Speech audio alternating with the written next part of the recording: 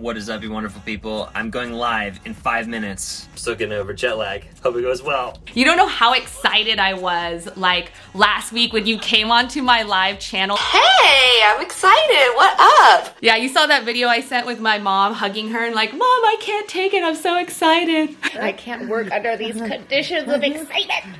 I want to kind of like do a little segment called Let's Get Weird. Are you down? Yeah, of course. Let's get weird.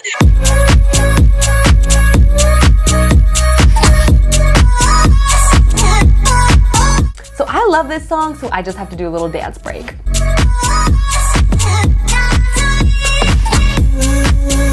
Now, if you don't know Cody Wanner, he's a YouTuber that promotes being a doer and taking action. He's super energetic. What's up, you wonderful people? It's Cody Wanner, and I'm so glad you're here. This is awesome. Super engaging and really just tries to help other people. So in this video, we're gonna talk about pushing past challenges, dealing with failures, staying consistent, how to handle personal challenges like him having ADHD. We talk about what makes Cody Wanner cry. We got some good stuff up in this interview. Cody Wanner, he brought the beef. You know, he brought that turkey jerky of knowledge to chew on. So good. I don't know what that means.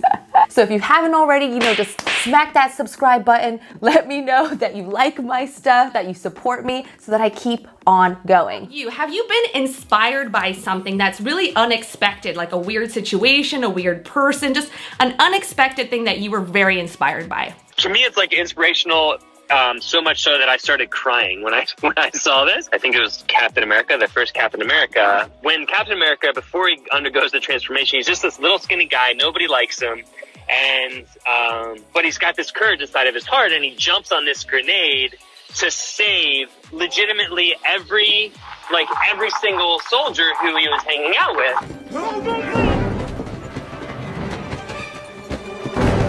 Get away! Get back!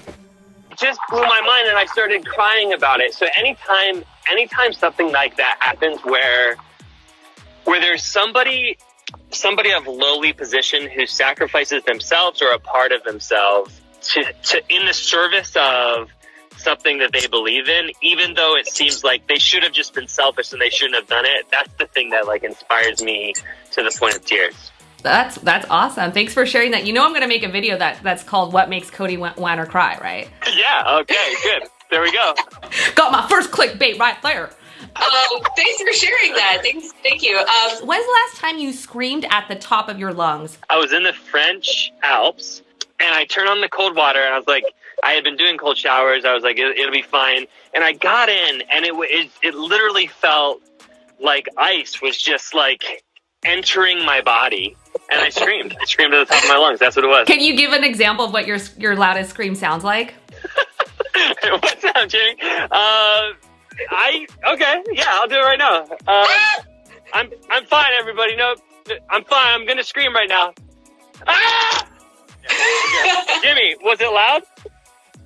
He said it was loud. I don't know if you could hear it, but it was loud. That's great. Thank you. Let's talk about being a doer, okay?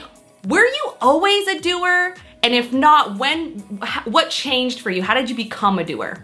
Yeah. Oh my goodness. No. So I don't think I would necessarily have considered myself a doer from the very beginning. And like the switch that flipped when I became a doer, quote unquote, it was the intersection of three things. It was I was extremely passionate about it. I was good at it. And also I had some sort of system in place that ended up working really well. And those three things mixed together all like enabled me to just take massive action. And I don't think without, like if you would taken one of them away, I don't think that I ever would have like made the switch into becoming a doer. When's a time that you weren't so confident, and how did you push past that? I at least try to put something in my life every single day that I don't feel 100% confident in doing. A trend I've noticed among people who are successful is a willingness to get uncomfortable. I think the way to build your confidence or grow your confidence is to fail more and realize that it doesn't take you down. And then that, like, every time you realize you're still going and you're the type of person that pushes through, that like builds a bit of like one more layer of thick skin, right? Mm-hmm. I love that. This is so random. I have a pet rat and he went missing this morning. I let him out of his cage and I just found him. He's underneath the couch over here making a bunch of sounds. Awesome. Here he is! He appeared. One of my biggest commitments in 2018 was to be willing to make mistakes, even though I knew there were mistakes. I knew there were like almost flaws in my character. So one of the things is like I get distracted very easily because I have ADHD. So like in business meetings often, I just find my thoughts wandering. I'm like thinking about getting a picture of like the napkin holder or the coffee, or like I want to grab a shot of someone else across the room. And I always felt really guilty about that.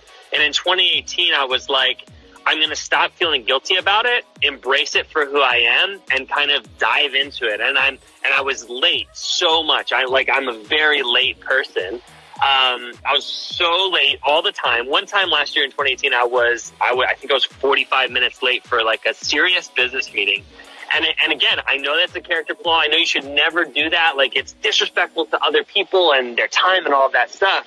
But I just wanted to embrace and become self-aware of who I was so that after the year was over, I could start thinking about course correcting. And that was a crucial piece of my self-development. What I love about what Cody's saying is he just like spent all this time observing himself, letting himself just naturally be what he is, naturally do what he tends to do, and just observe that before he did this course correction. I think with observation comes objectivity. So as far as, you know, someone who may not be completely sure if they're passionate about anything. I don't know if you kind of been through this or if you came out the womb like, I know what my passion is, but I for a long time was like, I don't really exactly know what that is up until 5 years ago.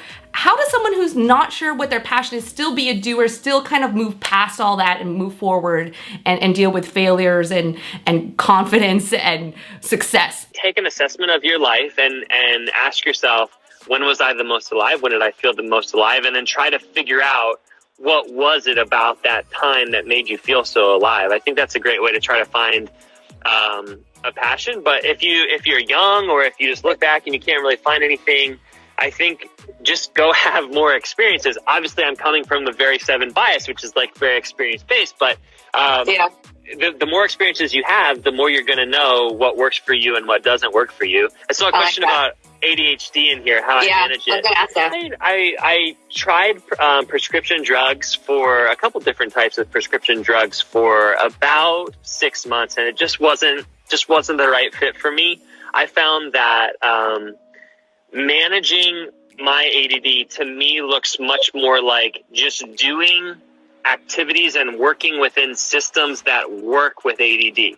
So like career of a YouTuber, getting the chance to go to different places and make different videos and meet different people and do different topics and start different things, like that works really well with ADD because I'm no day looks the same for me. It's not like I'm like punching the time clock, you know?